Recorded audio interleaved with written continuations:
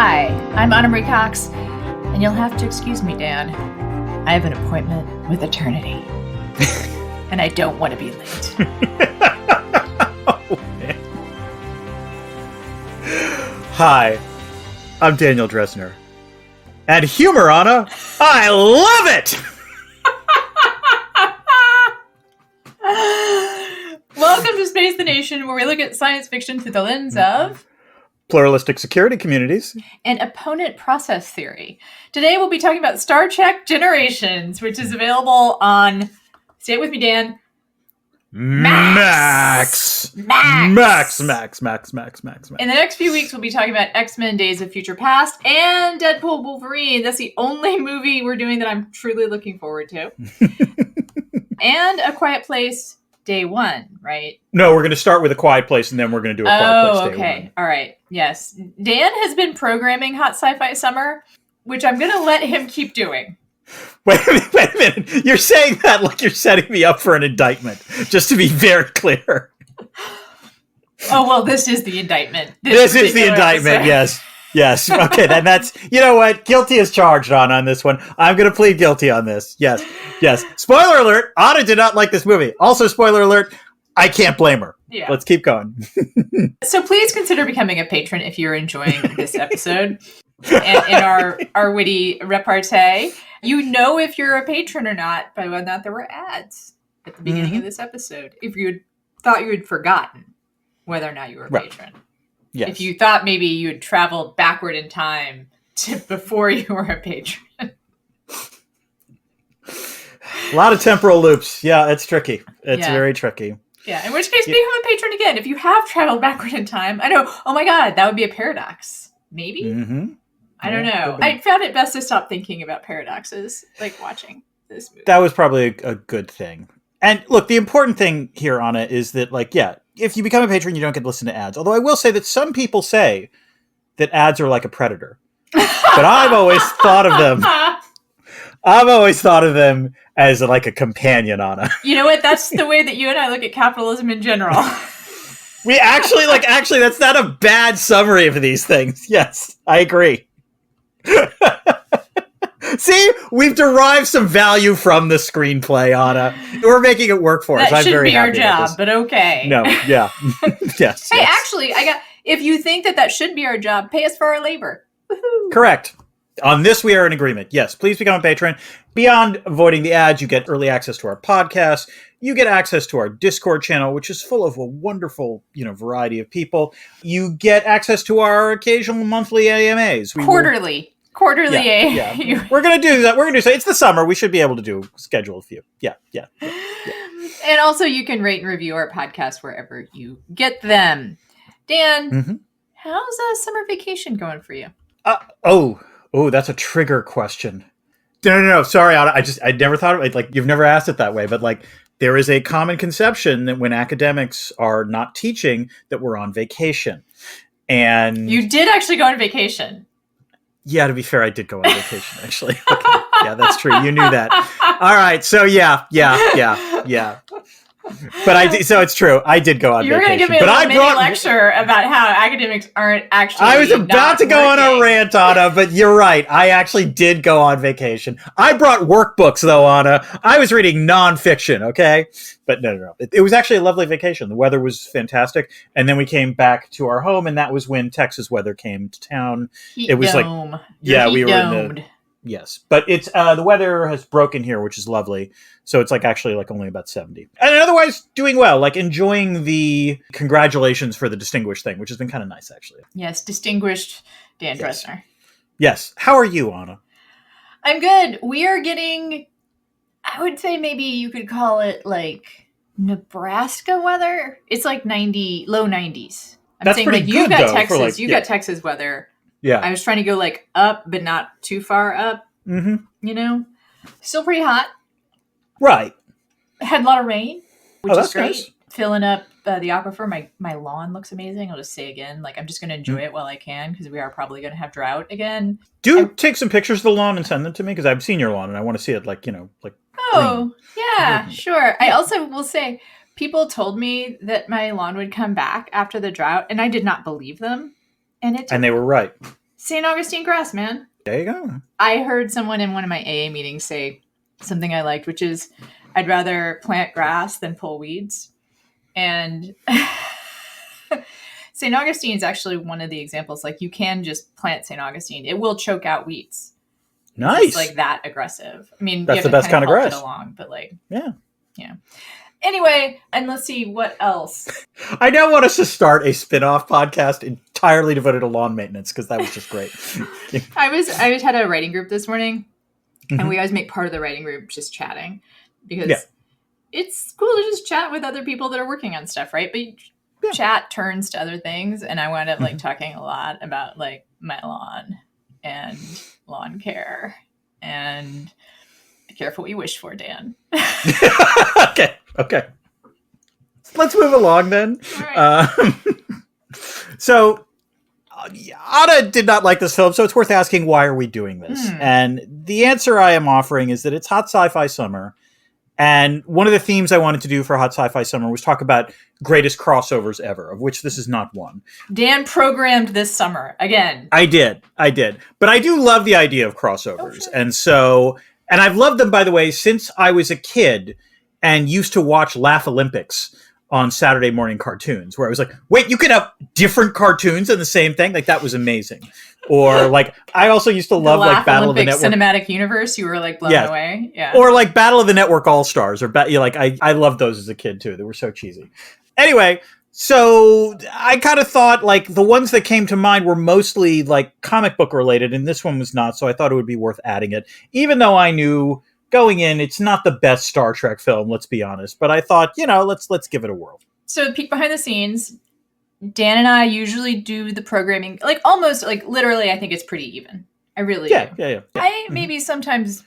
You have a little more, like maybe a majority on your side. But like every once in a while... 60-40 maybe. That's good. Yeah, even 55-45. 55-40. Yeah. I am more of a diehard fan than you are too. Like I'm much more genre... Well, I think you get the edge because also you're often much better in terms of providing the novels, which is good. Yeah. And I appreciate that. Yeah. Yeah. So when Dan showed so much enthusiasm about doing the programming, I was like, have at it, my dude. I appreciate this. I don't know if I'm ever is this going to be a lesson, like a hard lesson? Oh, no. Is this a breach of trust? Look, I will say this is the worst of the crossovers we're going to do. I don't think you also are responsible for the colony. Don't forget. That is true. Although I hadn't watched that one, to be fair. Like all I saw was the trailer for that. But yeah. All this to say, actually, I don't want to give you too much a hard time because I do appreciate your enthusiasm for crossovers. I really do. Yes. Like I think that I really do. I like that about you. I think it's adorable. I think it's incipient IR interest for young Dan. Worlds colliding. Like, how do these actors interact? Yeah. Like, what's the interplay with these actors? Maybe the first use of the word actor as like an interactive agent rather than like a person playing a part. Wow. Anna, I hadn't thought about that, but you might be right. Yes, little IR Dan. Wow. All right. I hadn't thought about this. Moving on. Yeah. Yes. Will this podcast ruin it for you? And maybe, there are some major characters who die, and I'm putting die in quotes because it's Star Trek. So characters come back. I believe Data has been resuscitated no less than 5 times in the Star Trek Next Generation universe. But the point is, there are major characters who die. There are some important spoilers. I don't know. But I don't watch this movie unless you're a Star Trek completist. I mean, there's absolutely no reason to. It has no lasting effect on any other thing that happens in this universe, except because even though Kirk dies again, it doesn't change. Spoiler! Sorry. Go ahead. Yeah. It doesn't change the main storyline of his death. No, it doesn't. It doesn't. So there's like very little stakes. And I'll tell you, okay, spoiler alert: the cat lives. But that's very meaningful. Lives. The ship dies. Don't forget the ship dies. We go to the Enterprise. Is saved. Yeah. And the ship dies, the ship lives again. You say it's another die in quotation. Oh my God, you're right. I forgot, because in Picard Season 3, they actually resuscitate the ship. I forgot about that. There is just zero stakes to this whole movie. Mm-hmm. Which, ironically, is the message of the movie, is that you need stakes. And That is true, actually. Yes. No, that's a good. Oh, that. You know what? That is deeper analysis than the film screenwriters gave to this project. Let's put Even it though that it's way. written by Roland Moore, who's like, we like Yeah. him. Yes, it is a little like when I started it, I was like, "Oh, Ron Moore wrote this. Okay, I'm looking forward to this. This might be the most un-Ron Moore like thing I have ever watched." Well, I have some information about that. So that might explain. We're going to move on to previous experience. Yes, which you didn't even realize this existed. Apparently, I had no idea. Oh, really? Nope. I mean, 94. I was in my first year of grad school. Mm. So I think you did not go to the cinema. You were above that. Yes. Also, I had no money. So I definitely remember watching this in theaters because I was always a fan of the original Star Trek, but I was a big Next Generation fan. So I definitely wanted to see this. Also, I should add, other previous experience, I met Malcolm McDowell once at a zombie con of all things. Of course. Yes. No, it's a memorable little story because, this was the first zombie con I ever went to. And so, I had never been to any of these sorts of cons before. So have you been to more than one now? I have been more than one now, yes. Continue. Yeah. No, I went to 2 zombie cons and Comic Con. So, I understand how this works. But the first time you go to one of these things, all the cosplay I was not expecting. I didn't know what it was going to be like. Anyway, I'm about to go down, actually, to do my presentation. I'm in the elevator. Door opens and Malcolm McDowell comes in. And so, I think he thought that I wanted his autograph, which I really didn't. But we wound up talking on the way down the elevator, and as he put it, well, if you're not here as a fan, you're selling something. So what are you selling? And then I explained the book. I told him the book project. Yeah, I told him the book. But it was just, I was like, okay, this is a guy who's seen a lot. Yeah. It was like the critique of capitalism in the elevator. Forced to see a lot, really, if you think that. Yeah, so that's, I see what you did there. Yeah. Oh, that was good. Yeah. That was well done, Anna. Thank you. Yes. Thank you. Yes.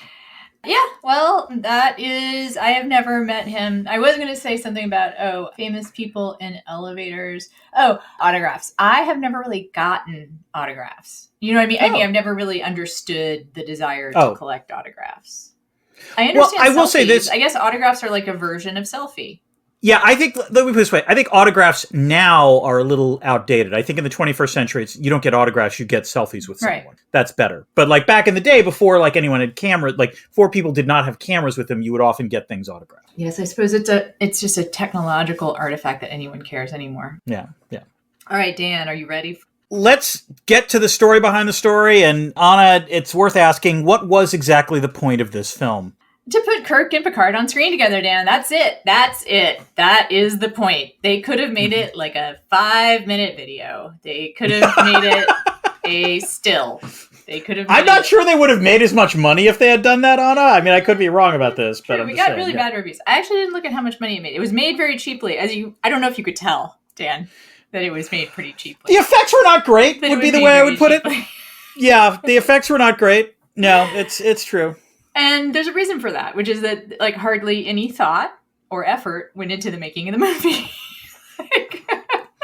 Which is weird because I assumed the purpose of this, among other things, was to launch a whole series of new films involving the Next Generation cast. It is a little bit strange. They saw it as a handoff of the previous theatrical franchise to the new theatrical franchise, right? Next Generation had been on TV for a while, 8 seasons, I think. 6? No, 8. Okay. Or 7. Been on for a while, but they had not done movies. They wanted to do movies, so there you go. The idea is to hand it off from one theatrical franchise to another. Mm-hmm. That's it. They called Ron Moore and the other writer into the offices at Paramount, and they're like, hey, we got a 2-movie deal to make Next Generation movies, and we need to do a handoff, so write one. And that was the assignment. And then they went on a Romulan writing binge? They had some ideas. I think at one point they wanted this 2 Enterprise crews to fight, which I do think would have been funny and interesting. That actually would have been kind of fun, I got to admit. But they couldn't come up with a way to make it happen. But you know what? Funny story. They couldn't come up with a way to make it happen to the way that it did. That they actually filmed, yes. They couldn't come up with a way to have Kirk and Picard meet that made sense. Much less, but I mean, at least they lowered the bar for themselves. Because having them fight would have raised it, but they already had a hard enough time making them meet. So I will say, again, like we said this right before we started recording, it's a little odd because admittedly, like these two casts are supposed to be in the universe, I think 80 years apart, which would be a challenge for most universes, except again, Star Trek, time travel's a thing. It's not that hard to get, people from different times into the same room. And yet they went through a lot to try to do this in this film. It's very weird. Well, apparently, although I just zoned out through most of the exposition. As you will see, I spent so much time on the Star Trek wiki rather than watching the movie because it was so much more interesting to just be like, what is the Nexus? And look at the Wikipedia entry about the Nexus. Rather than listen to Whoopi Goldberg explain it, yes. And the Nexus as a concept is kind of interesting. It's heroin. I mean, that was my first idea. It's it's a drug. Right? It is a drug. I would agree with you on that. But then they do nothing with that idea. No, they really don't. They don't.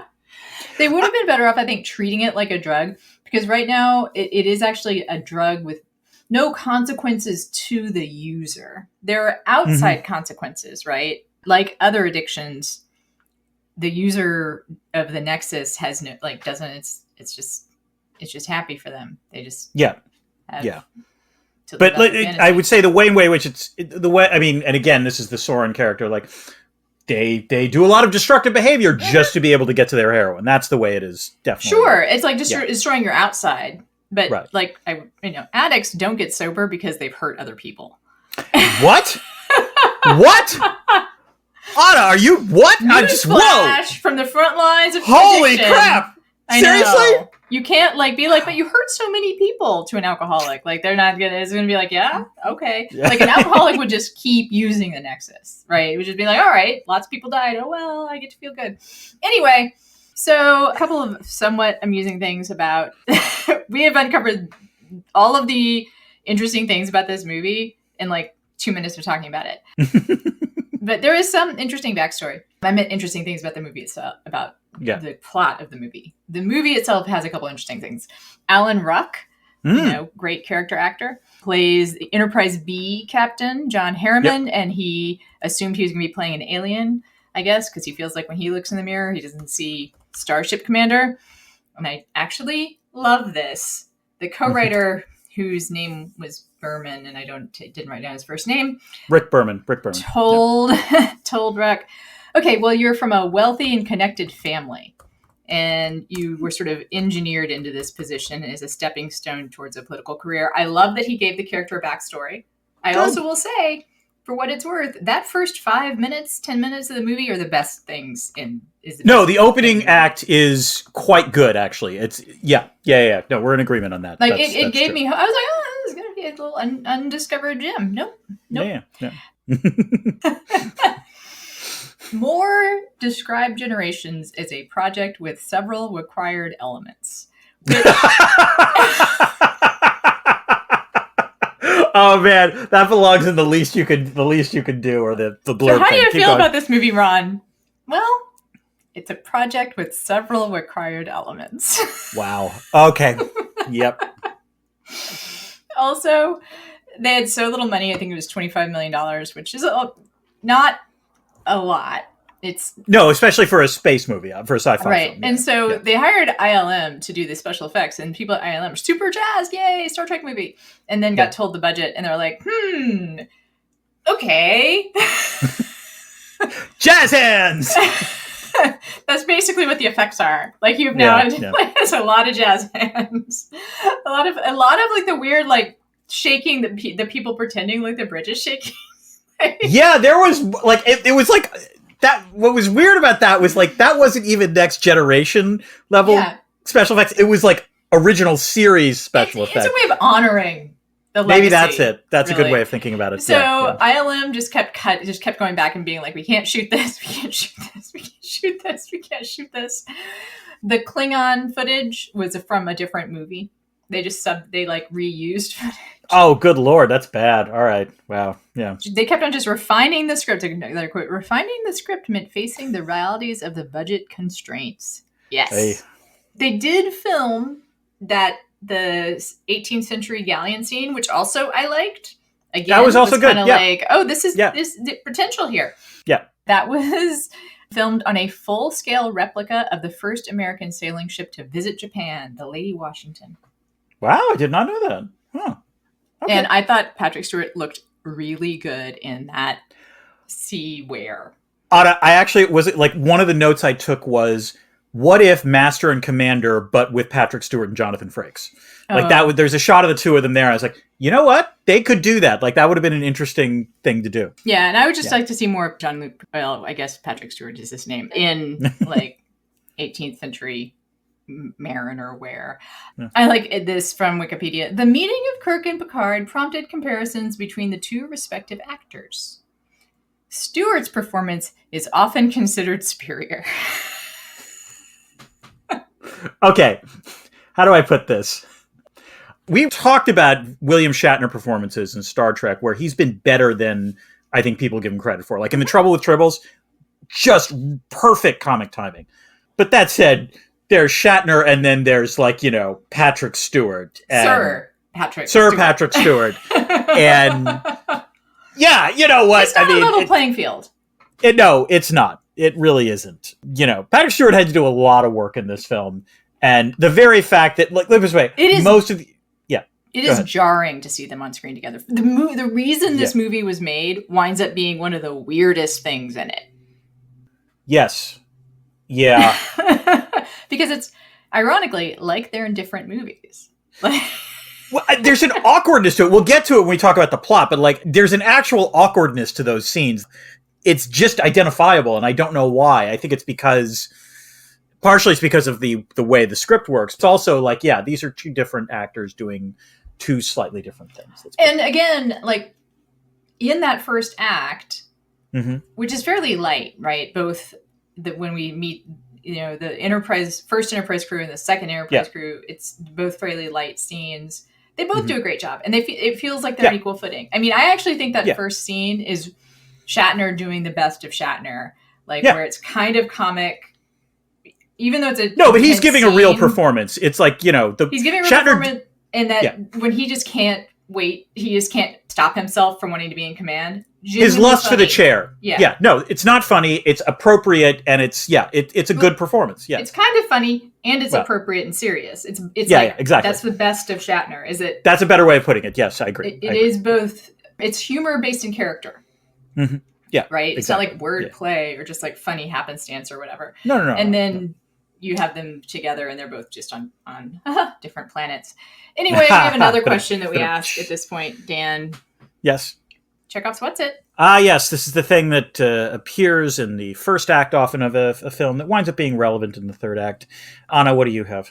Well, I couldn't resist Chekhov's Sulu's daughter. Even though she doesn't come back. Even though she doesn't come back, it is like... I just laughed. I just thought it was funny. And I wanted to use Chekhov, because it's Chekhov. Because it's Chekhov. That's good. Okay. That is good. Yes. I have Chekhov's time metaphors, which...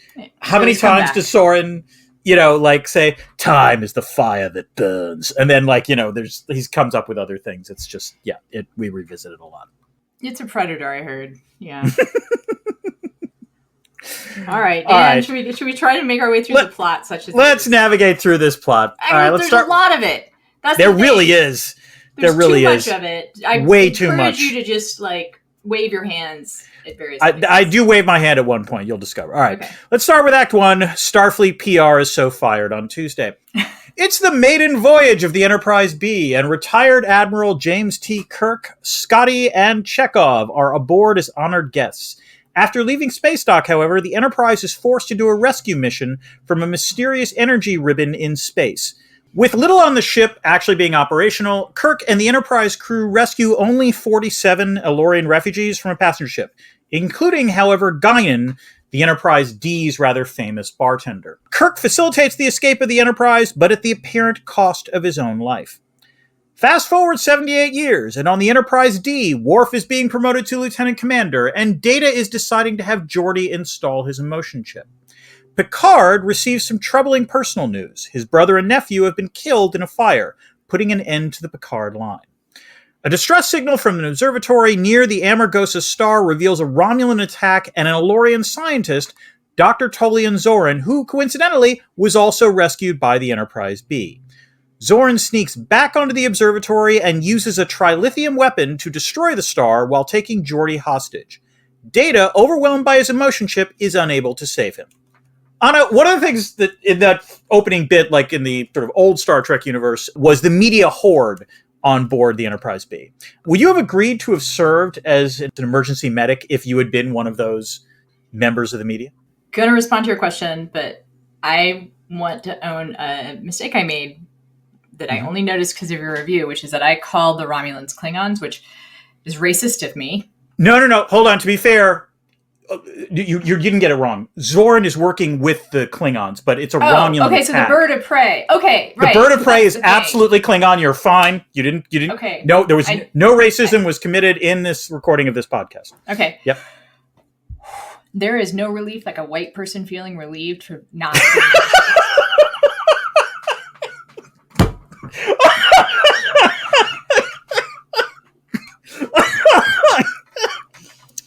Cox almost canceled for a Romulan Klingon confusion.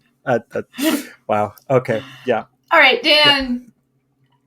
Yeah. This could be the faint praise. Like, the depiction of the future media was great. See, that's not even faint. This is another reason I was like, okay, this could be a good movie. I love that depiction of journalism. You want to know why? It's a good opening. Yeah. Okay, because none of them are writing, you know, which wouldn't make sense in that context. Although, arguably, as I said in Civil War, at this point in history, or not too far away, sometimes actually writing is the fastest way to do something. I'm going to assume this many hundreds of years in the future that just getting something transcribed accurately is really easy. Because what's happening is they all have like whatever, tricorders, bicorders. Recording devices of some kind. Recording devices that look like recording devices. Yay. And also there's the guy with the head-mounted video cam. I like that. That was good. The Expanse, right? Yep. Mm-hmm. In The Expanse, it's literally in his eye, I guess. Yeah. So, anyway, I loved that. I thought also the scrumming was very accurate. I think that would continue to happen in media for people like trying to like just get famous people to say shit in like a big group, which listeners of podcasts may not be surprised to hear. I hate that. Like when I've been on, campaigns and stuff, like the part where we all crowd around the candidate and shout questions at them is always to me like, why? Like, why? It's like you're feeding. This? It's like they need that stereotype in order. Like it's like this is tradition. This is how you're going to do it. But I believe people would still do it. I think that is actually accurate, and it did again make me so optimistic for the rest of the movie. Like this part and then the part on the Lady Washington are good. Mm-hmm. My optimism was not borne out, to say the least. Mm-hmm. And you know what? I feel like being a field medic is mainly just like pressing down on bleeding wounds, right? Mm-hmm. So I think I could handle that. Yeah. I do not believe I could land a plane if necessary. I understand. That is something most men believe, but just to be clear, I don't believe that of myself. I want to be very clear about that. No, I don't have that. Well, you're not. You're a white guy, but you're not every white guy. Like, I want a T-shirt to that effect. Not every white guy. Listen, I'm not the one who nearly committed a racism. Okay, all right. Let's be clear about this episode. Yes. Fair enough. Yes. Okay, that's true. It's true. It's always a present risk. You're right.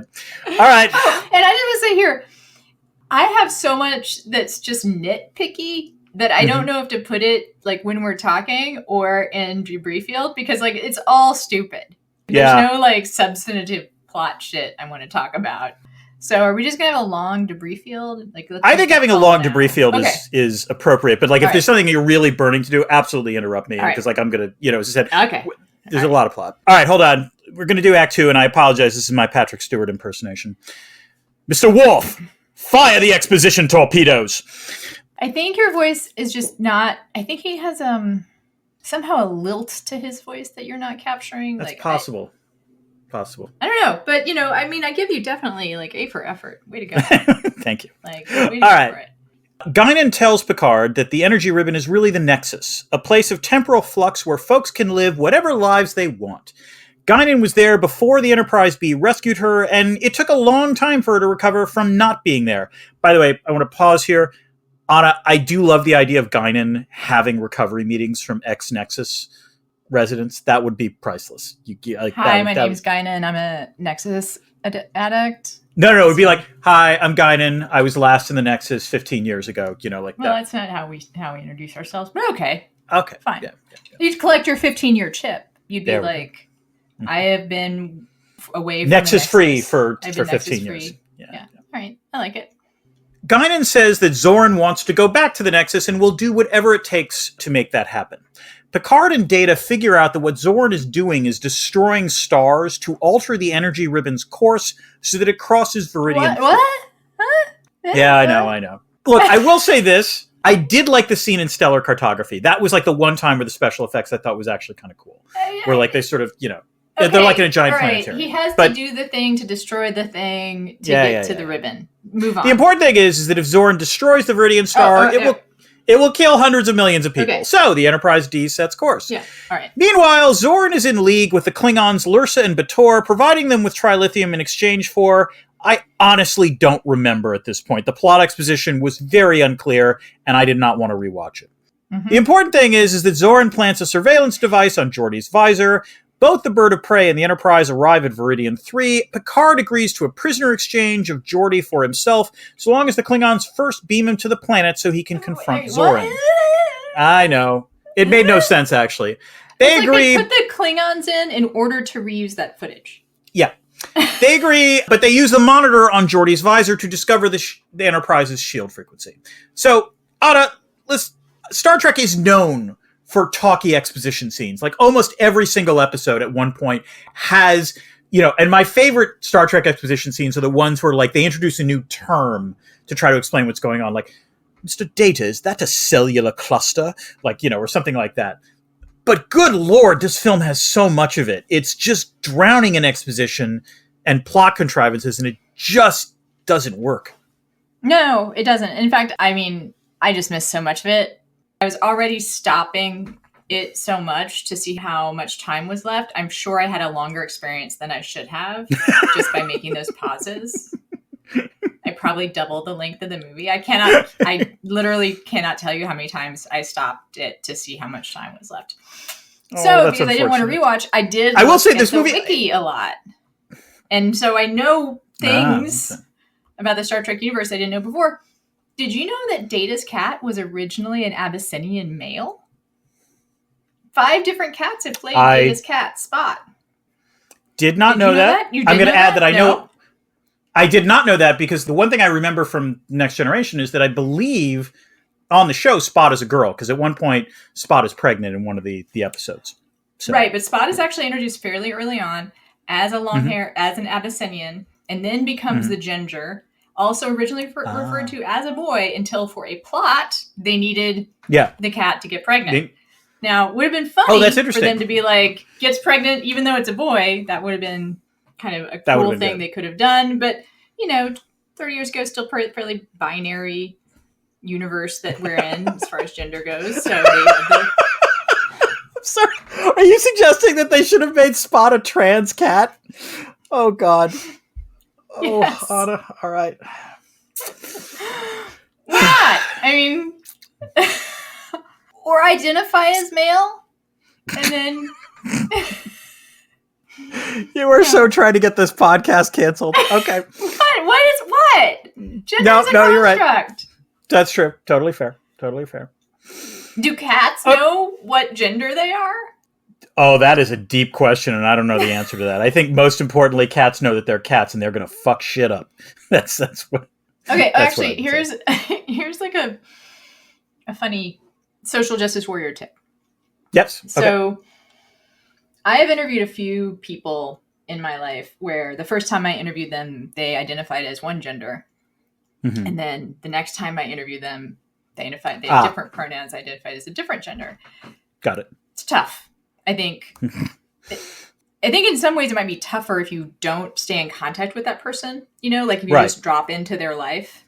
Yeah, exactly. And haven't seen them do their growth. Mm-hmm. One of them told me something really helpful because I was having a lot of trouble with they. We've talked about this before. Us old farts grew up who care about getting grammar. Wrapped on the knuckles for misusing they as for a singular unknown subject. Mm-hmm. And they suggested that I use they to refer to my pets as a singular. Huh. Like to call Molly a they. Interesting. Just to get used to you saying they for a singular I see. Yeah. That's an interesting entity. tip. Okay. I haven't used it. But I've always thought that was like an interesting way of practicing. I feel like I actually have enough theys in my life that I've now become.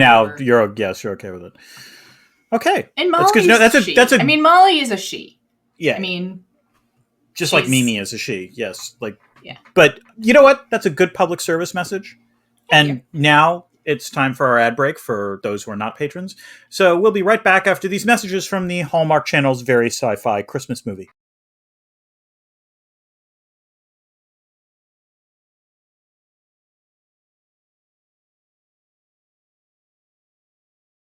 Welcome back. This show is brought to you by Little Lord Fauntleroy's Frilly Frocks for Neo-Victorian Tots.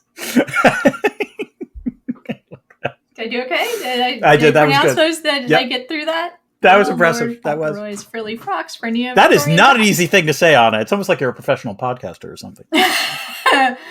Professional podcaster who frequently trips over her words. So, and I didn't even practice that one. So, yay! Go Anna. Go Dan. Act 3. Act 3, let's blow up the Enterprise. We've never done that before. The bird of prey fires their torpedoes, bypassing the Enterprise's shields and crippling them. Riker uses a low-level ionic pulse to force the Klingon ship to cloak and then fires on it while its shields are down. Okay, the point is, they destroy the bird of prey. Unfortunately, a coolant leak in the warp drive forces the Enterprise to separate the saucer section. The warp core explosion knocks the saucer section into making a crash landing on Viridian 3, rendering it unable to take down Zoran's trilithium missile. Meanwhile, on the planet's surface, Picard confronts Zoran, who is way ahead of him. He has a shield generator protecting him and his missile from Picard. Our captain finds a hole through that shield, but it's too late, and Zoran's missile destroys the star.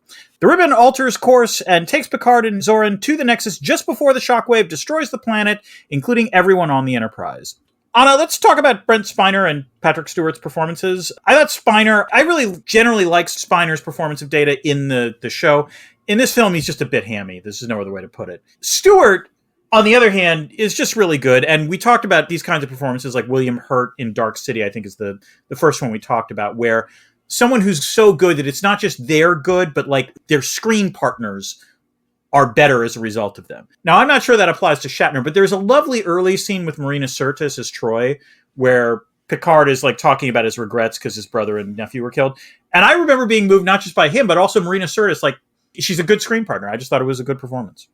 You didn't notice. It's funny because that particular scene, I was kind of like, wow, he went kind of from 0 to 60 real fast as far as like, grief, moping about his relatives. Like, it is terrible and incredibly grief-inducing to have your family die. But Picard, it seems to me, would have a slower crumble. Well, to be fair, he had a number of scenes before that where he was acting very cross and like it's clearly... I will say this. I'm going to defend the movie on this. I pick out a scene where he was doing his best work. I'm not sure that would be my scene, but... That's fair. Yes. Okay. That's totally fair. I understand. I do think in general, like he just... Picard's the shit out of it. Like he's just a very magnetic actor. And he is that role. What's amazing about Patrick Stewart actually is that he is so that role and he's good in everything else that he does. That's what I find amazing about him. Because, I mean, most of the Star Trek I agree. cast over the years, they're good in their roles and then that's who they are, right? Mm-hmm. Like, somehow Patrick Stewart has been able to go beyond that and have this amazing career that has nothing to do with Star Trek. Like, I don't think they would have known. Which is good, yeah. For Star Trek. No. Like, no, he's just a really good actor. And I think, but the thing about him which makes it great is that he doesn't believe that he's like demeaning himself by appearing in Star Trek. That's the big thing. Oh no. Like he's not like, let me put it this way, like the Alan Rickman character in Galaxy Quest, the one who's like, I did Shakespeare and now I'm doing this. Patrick Stewart is the opposite of that character. He's obviously a great Shakespearean actor and he also loves doing Picard. So, it's a nice combination. Yeah. Brent Spiner, I think, is also good. I think he's supposed to be hammy. I think he's supposed to be hammy, which sort of, like he's got new emotions for the first time. At first, I was annoyed, and then when it turned out that he was unable to, the reason he had been acting so weird was that there was something wrong with the membership, with the emotion chip. That made sense. I agree. That was a great scene, and it's a scene where, like, I think that's what you're supposed to do. You're supposed to be annoyed by him. You're supposed to be like Geordie, like you're annoyed by him, and then you realize, oh wait, something's actually really wrong. And so that was that actually was like the one moment of like that was genuinely disturbing in the film. As someone with bipolar disorder, I will say, really felt that. Really felt like, I feel good, but this is wrong. I should not be feeling as good as I feel right now. Data. Okay. Data got you. Good to know. Right. Yes. That's the way it's the way that it works. It's honestly, it's like, wow. Accurate. It's good to know. Let's close with Act 4. It's the Star Trek Hallmark Channel crossover scene we've always wanted. Picard finds himself in Christmas land with a bevy of children, his nephew Renee, and a wife all decked out in some very old-timey Christmas outfits. And I don't want to kink shame here, but Picard has some work to do with Troy when he gets back to the Enterprise. While tempted by this tableau of family life, Picard also knows it's not real. A part of Guinan is still in the Nexus, and she explains to Picard that he can leave at any time and any place he wants. It's the opposite of Hotel California. First, however, Picard needs help, and so he seeks out one James T. Kirk. Kirk and Picard banter, and at first it seems like Kirk ain't having it, that he wants to take the road less traveled and marry the sweetheart he left behind. But in the end, he knows it's not real either, and so agrees to help Picard. The two of them return to Viridian 3 and fight with Zoran. Kirk manages to decloak the missile launcher and Picard disables it. Kirk is mortally wounded in the fight, however, and Picard buries him on Viridian 3 before he and the rest of the Enterprise crew are rescued by Starfleet. Anna, it will not surprise you to learn that a lot of Star Trek fans were not crazy about the way that Kirk died at the end of this film, and I gotta admit, I think I'm one of them. It's not that I minded Kirk dying, that's entirely fair, but rather how it happened, which was like falling into a ravine as a gangplank gave way. It like just sort of did not seem like the best way to it was not a good death as the way the Klingons would put it. They actually shot the ending where he was shot in the back by Zoran. Oh, and that played so badly with test audiences, they did this. Which I don't know how that's considered an improvement. No, but this is not as good. Like, there are a lot of different ways I think this could have happened. Like, let's say he deserves in the Klingon sense, he deserved a good death, and I don't think he got it. It's really dumb. Hey, did you know in season 3 of Picard, it turns out that Starfleet went back and got Kurt's body? I did know that, in fact, yes. And also, Spock visits Kirk's grave in one of the books. The Star Trek Wiki, Dan. Like, really worthwhile. Really, really people, all volunteer, but they put a lot of work into it. And it's pretty interesting. Oh, also, Kirk's last words are, "It was fun. Oh my." I don't know. It's kind of shitty. Yeah. I can't believe Shatner let them do that, to be honest. Like, I guess because he got to go out in more of a, let's say, blaze of glory as his recorded death. I don't know. Anyway. Also, as you say, if they shot multiple ways that he died, that would explain why he went along with it. Yeah, sure. Maybe he was already on the way to pick up his paycheck and was just like, all right, cool.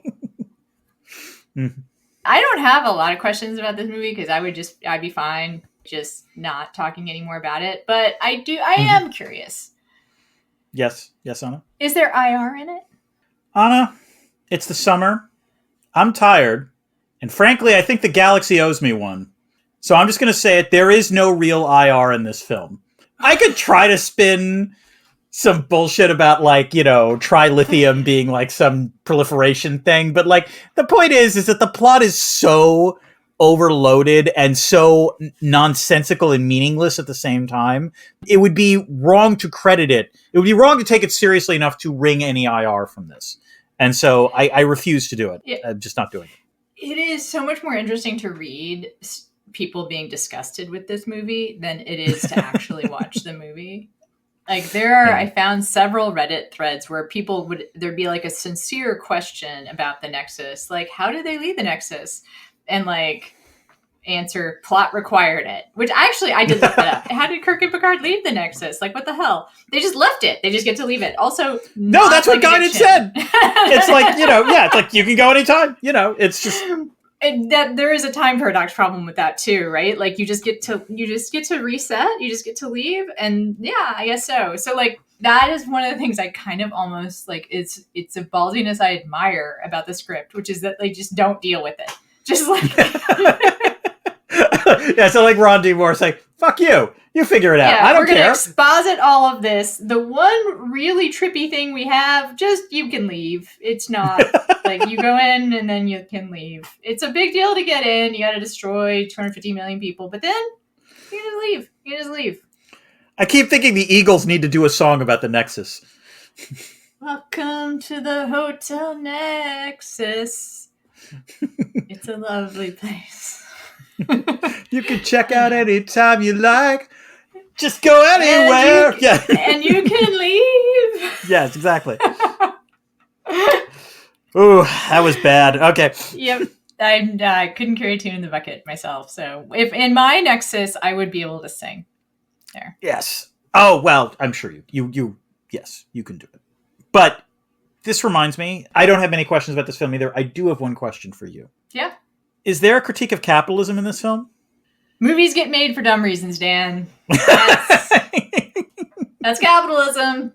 Bad movies get made for dumb reasons. Now, I have a follow-up question, but like keep going, and then I have my follow-up question. That's it. Bad movies get made for dumb reasons. Sometimes good movies get made for dumb reasons, but most often, what we like is a bad movie made for good reasons. I think that's actually usually winds up you make something interesting when you're making a that is a good bad movie. Yes, we've talked about it. But this does lead to an interesting question, though, which is that this is not a good film.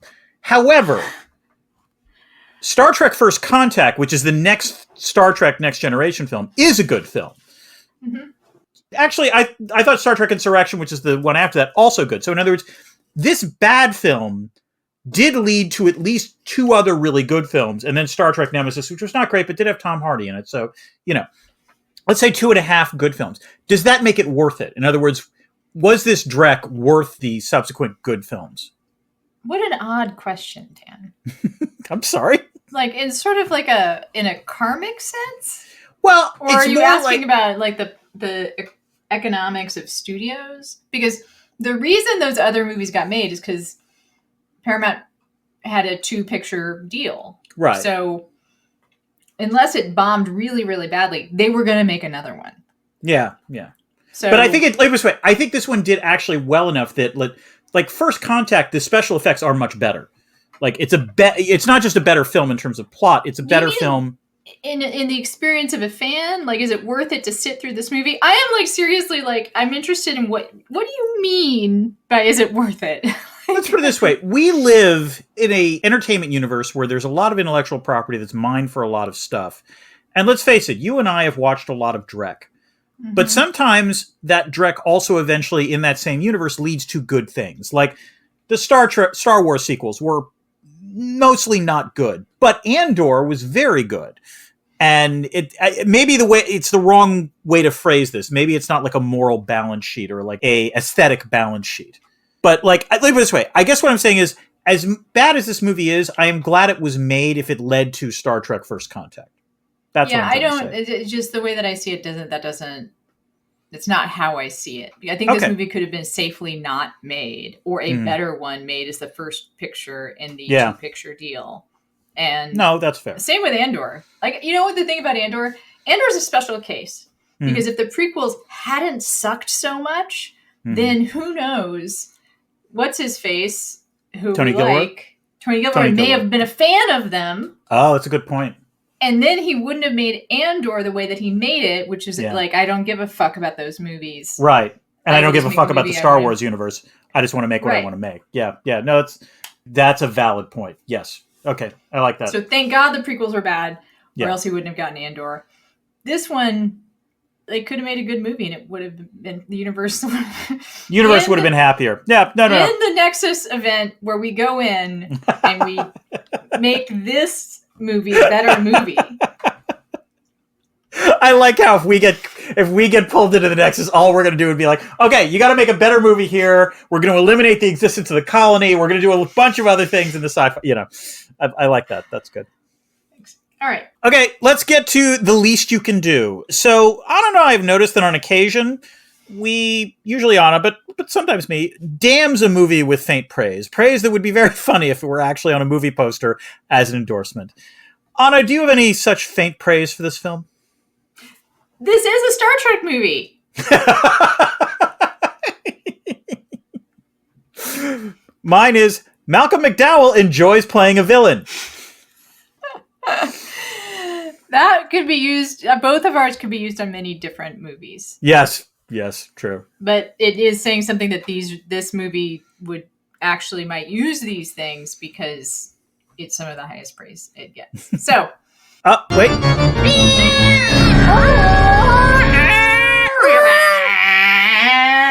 Right. That sounds like Spot. It's time for Discordant Notes. This is where we take questions from our patrons and answer them in the podcast about what we were talking about. We have 2 questions this week. One is from Carrie, who says, it's a fair point. Do we really believe that what we see in the Nexus is what Jim Kirk's dream retirement would look like?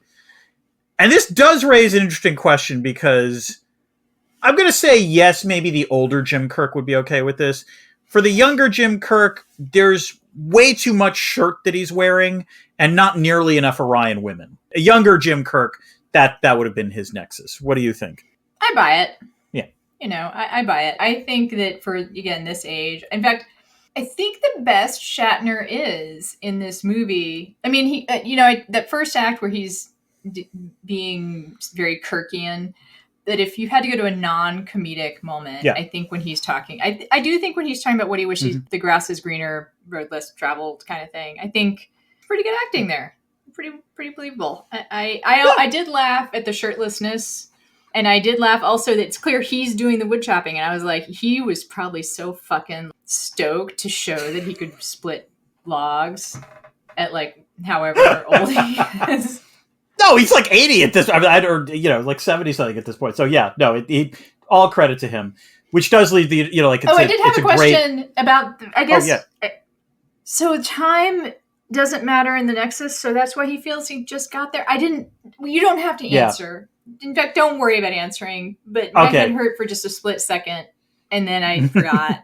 But in fact, if you haven't seen the movie, don't worry about it. The thing I just said, it doesn't matter. So no, we can move on. Nick Bauer asks, if you faced a Generation-style plot and you were the Picard, who in real life would be your Kirk? Which I actually think is a great question. I think in the sense of like, what hero would you meet in your personal Nexus? I have my answer, would be Thucydides.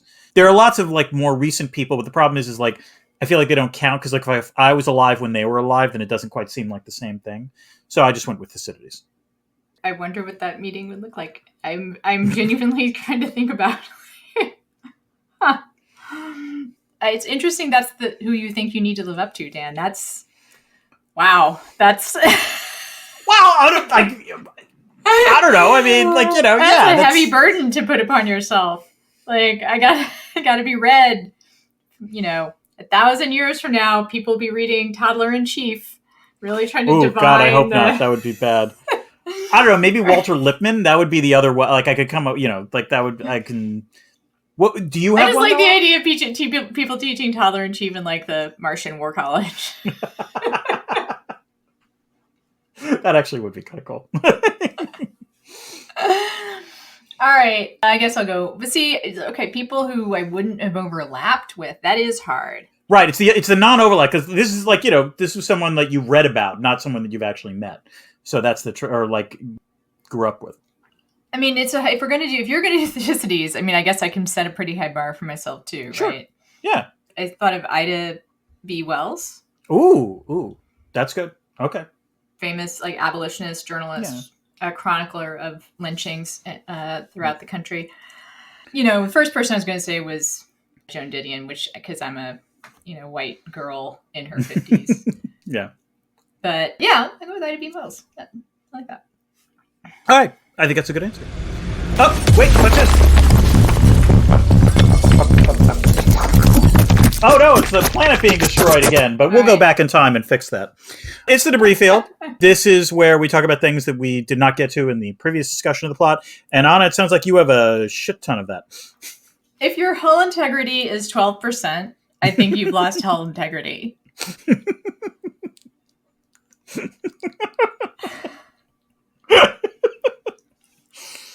I do like whatever, like in any Star Trek thing where it's like hull integrity at 4%. I'm like, what does that even mean? Does it mean if like you poke a hole in the wall, you're in space? Like what? Yeah, what does that level mean? Yes, that's. I mean, shield integrity that has meaning to me. If your shield integrity is 12%, shields at 12%. Oh, okay. I guess that could be how much they're able to bounce back, right? Like. Mm-hmm. Or how much that they let through, right? If 100% of a weapon is it crashing through the shield, then anyway, hull integrity, that doesn't make any sense. Continue. Okay. This is not a huge thing, but this was like a perfect example of how I felt about this film. I love the opening credit sequence where you see like the champagne bottle like tumbling in space. Yeah. That was a great little thing. And then, God help me, it crashes and hits the ship. And if you're in outer space, that's not what would happen. Like, you wouldn't, like, see it, like, it would all just freeze really quickly. But that was and I know that's, like, a horrible nerd thought, but yeah. But it still was a great opening image. What else you got, Anna? It is weird that the inciting reason for Data to use the emotion chip is because he felt like he was being left out of the fun at Worf's promotion party. Mm-hmm. That's just it's a huge step to take on all human emotions because you felt like people were having fun without you. Also, surely that's happened before. Day's been around a while. Like, someone has made a joke in front of him in the past, I'm guessing. That he has not understood. Yeah. Yeah. Right.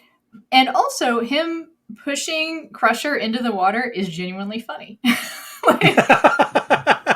That was true. When like Jordy says it's not funny, it's like, no, it's actually pretty funny, Yeah, it's totally funny. Because she's like, pushing someone in the water is funny. He's like, okay. It was also legitimately slapstick funny because Crusher falls and knocks Worf back into the water. Yeah. It's like, it was some good slapstick. Yeah, yeah.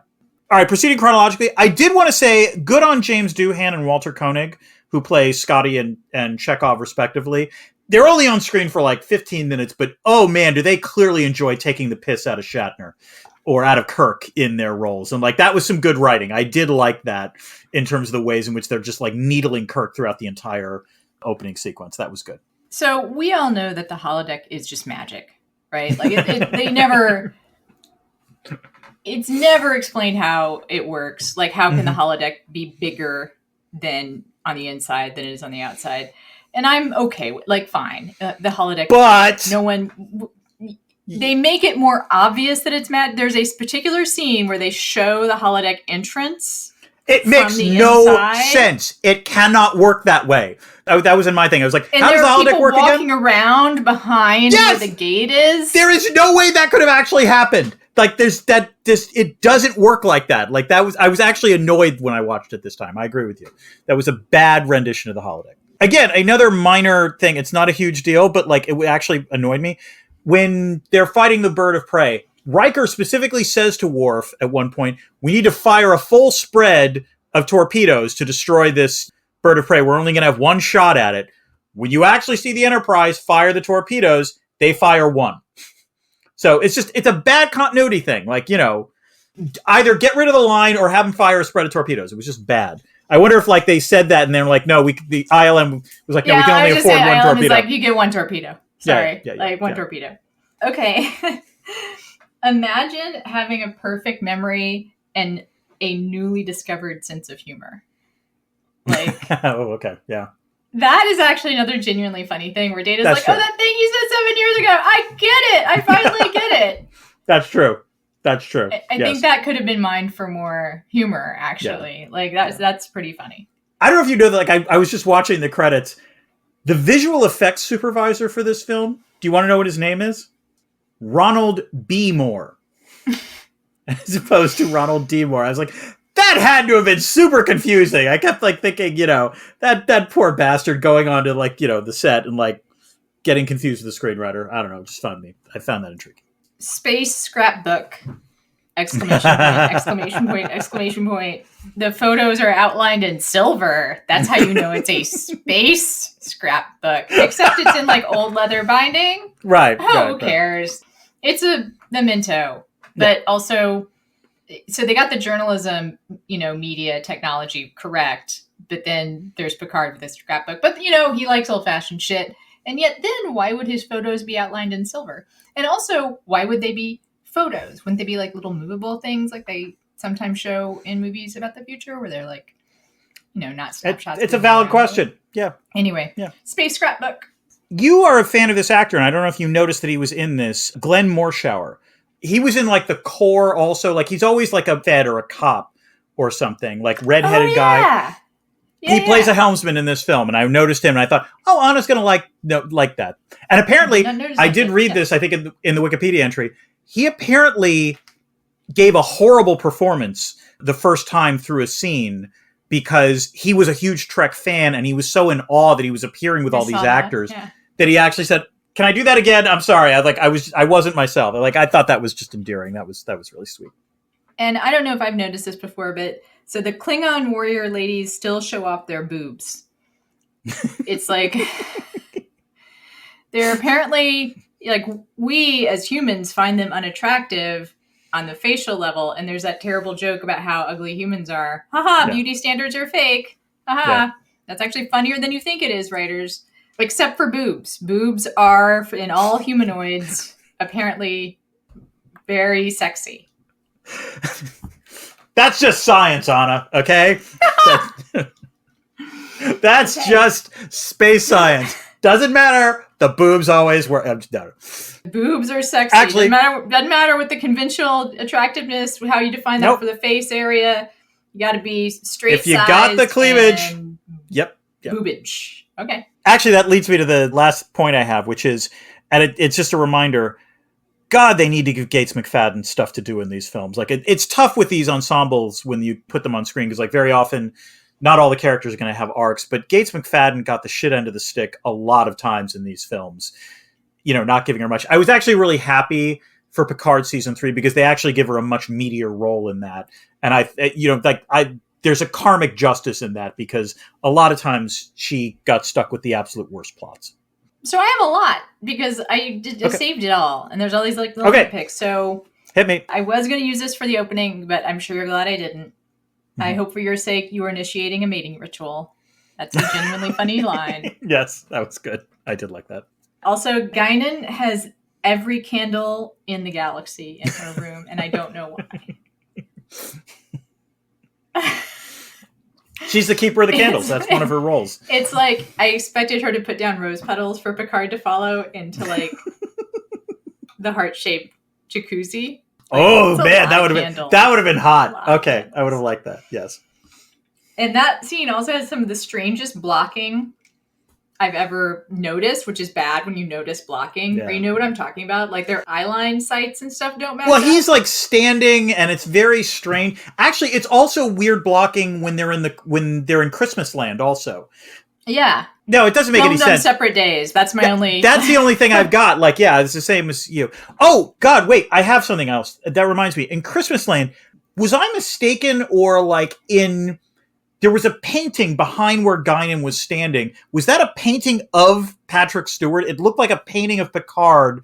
Like that's funny. In the Enterprise it's supposed to be an ancestor. Yeah, I think that's probably what it is. But it was I hadn't noticed that before. I was like, is that supposed to be like old timey Patrick Stewart? It was just very fascinating. So sorry, go ahead. There is a nice ableism swipe early in the movie where they take away Geordi's glasses, and for some reason Malcolm McDowell says that weird ableist line to him, like, don't you want to look normal? And Geordi's like, what's normal? And I was like, yeah. Also weird to be like 300 years old and still kind of a bigot, I think. I mean, old people are bigots, sure. Yeah. I bet he's like confused by the internet and stuff. But it'd be funny if they like made him like in the remake, he's like a QAnon guy. He's like, I mean, if you think about it, if he's trying to explain the Nexus to someone who hasn't been there, it would sound a little QAnon-y, you got to admit. I guess what I meant by it's weird to have someone be 300 years old and still be a bigot. It's like you've seen a bunch of shit. Mm-hmm. Like, you know that normal is like a, relevant relative thing. Yeah. Okay, what else do I got? Nexus is heroin, right? Yeah. Question mark. Mm-hmm. Why are Klingon ships so grimy? This is a question I have in general. Oh, that's fine. That's completely. Klingons are a martial people. Like they're not going to. And why martial people like keep things spick and span, Dan? I guess. I mean, I don't know. Like it's not top of the priority I mean, it's now just part of lore that they're had grimy ships, but yeah. I think it's weird. Why are there kids on the Enterprise? Also, weird shot of a teddy bear. Oh yeah, that was weird when like they're evacuating the drive section. Like you see that teddy bear. It's like, why? Yeah, that made no sense. Yeah. Where did the scaffolding come from? That's another question. By the way, oh god, I forgot that the single most boring scene in this film is Picard taking rocks to try to figure out where the shield generator, like where I was just like, this looks like he just happens to be picking up rocks, and also that is a boring scene in general, also because Malcolm McDowell's just like tinkering with his space. All the scenes on that gangplank, like it was just like, oh god, come on, couldn't you have done another draft? You could have tightened that up so much better. Picard adapts real fast to the Nexus, and that's a little weird. He's just kind of like, oh, okay, I guess I have kids and live in Neo-Victorian era? Okay, fine. Also, she asks if he wants Earl Grey tea and then brings him wine. So that's weird. Oh, but maybe it's like some kind of code. Oh my god. Oh, whoa, my mind is blown. Are you saying Picard was an alcoholic this entire time? No, I'm just saying, like, maybe that's, like, just so the kids don't know, like, I just have a cup of Earl Grey. Oh, okay, no, I was thinking, like, I like this idea of an alternative universe where, like, Picard has programmed his, like, food replicator that when he says Earl Grey, what he really wants is wine. Yeah, sure. I don't know. Okay, like, I don't know what I think of that, but I have other things. Oh, go ahead. How many sets of encyclopedias does he have? If you look on his bookshelves, those are just... Oh. It's kind of a joke, but it's one of those things. There are all these matching sets. Like some set decorator is like, I'll take that set of encyclopedias and that set of encyclopedias. I like the idea of maybe like Picard being a member of like the 24th century Franklin Mint. That's nice. Thank you. Is there a downside to the Nexus? I don't see one. It's a valid question. Like it's not heroin in the sense of heroin is really destructive, whereas although the ribbon is bad, but like, yeah, it's not like the people inside are suffering. No, Guinan at one point is on an indoor merry-go-round. Yeah, I'm not kidding. She is sitting on a horse in an indoor merry-go-round. Is this at the end when Picard is in the Nexus? I guess. Yeah. Oh, you know what? I think I blacked out then. I did not notice that. Okay. When they're in Boise on the horses, they're on English saddles. That is like bizarre. It's the Nexus, Anna. I mean, you can do whatever like mismatch you want. And then my last thing is zero tension. Why did we watch this? Know what? I'm going to dissent slightly. There was a little tension at the end when you see Kirk and Picard meet, just because it's such a weird interaction that like it did feel tense for a second. Like not in the way that I think the director or actors intended, but it was not it was like an interesting chemistry would be the way. It was uncomfortable. Yes. For you. Yes, watching. For me. Yes. Yeah. As a Trekkie. I am glad we had something to talk about. How about that? We didn't just like spend an hour vamping at each other as an episode. Although I've heard that some people like it when we just have the flow. Vamp. Interesting. Well, yeah. I think we should do more catch-up episodes. Well, like, or just like kind of mailbag episodes. I think that's a good idea. I think we should do more of those. Yeah. All right, back to the script. Read the lines! All right, Dan, where can people find you? So I have a Substack. It's called Dresner's World. You talk about world politics and also the various crises besetting current academia. And I am on Blue Sky. I'm at Dan Dresner. Dan, did you do an analysis of the Hawley Smoot Act? Oh, God, don't. I hope people who are listening to this to have no idea what we're talking about. That's what I really hope so, too, because... Yeah. Oh, poor Dan. Dan is doing some very heroic dad cringing now. I believe I skeeted in response to that. Please send me all the alcohol. So yes, that I suffered as a result of that. All right. Well, I still have my Substack, which I'm doing like a piece a week. Oh, good. and it's called Civil Wars, civilwars.substack.com. Last week, what I did was link to a new thing that I'm doing, which is I've joined Flaming Hydra, which I think I might have announced last time. You did, yes. So it is a cooperative newsletter where it's like 60 authors. We write one piece a month. For $3 a month as a subscriber, you get 2 pieces a day from some of the internet's best writers, including Hamilton Nolan and Tom Skaka and other people I can't think of right now. Alexander Chee, I believe, is one of them as well. So it's like very cool lineup. And I wrote a piece about the psychotic break I had last summer. Oh, God. Oh! Send me the link to that. I want to read that. Like, as someone who experienced that, not in the same way, but like, and it's the first time I've written something about it. It's, I think, a fairly, it's not very heavy considering what it was. And I mean, there's a lot that is sort of weirdly funny about it. And also I'm okay now. Right. So I think the big thing is that it ended without anything horrific happening, which is why you can probably, and I'm very grateful for that. It ended that way because I did have good friends, and also I had safety measures in place. Like I knew what I was able to do things to take care of myself, and also very good friends. But anyway, so listen to Flaming Hydra. You can listen to Flaming Hydra. It's very quiet because it's an email, but unless you get a text to speech thing. So Civil Wars, I am on Instagram at Anna Marie Cox. We both are on Blue Sky at our names, at Dan Dresner, at Anna Marie Cox. Although it's funny because, Dan, you often put as your name in these things Daniel, and then you go as Dan. So it's very confusing, and I grant you it's weird. Like in print, I like to be Daniel, but like I always go by Dan. It's true. Well, it's true. I like to be Anna Marie in print, and I go by but you're Anna. Yeah, we're talking. We're very similar that way, Dan. That's actually a place where we are very similar. Yeah, that's a good point. Okay, so next week is X-Men: Days of Future Past. I've seen that. Oh, we should do like just a Patrick Stewart. That's true. It's 2 Patrick Stewart, so I'm feeling good about that. Yeah, that's right. You're gonna redeem yourself, Dan. Thank you. I feel good about this. Okay, so that is next week. Doing some more crossovers. It's Hot Fi-Sci Summer. Hot Fi-Sci Summer. Hot spicy sci-fi summer. Yes. Okay, I said Fi-Sci. I know you did. That? I did catch that. Yes. All right, you didn't correct me. That's weird. It's weird, Dan. You didn't correct me. But until next time, keep this channel open for more.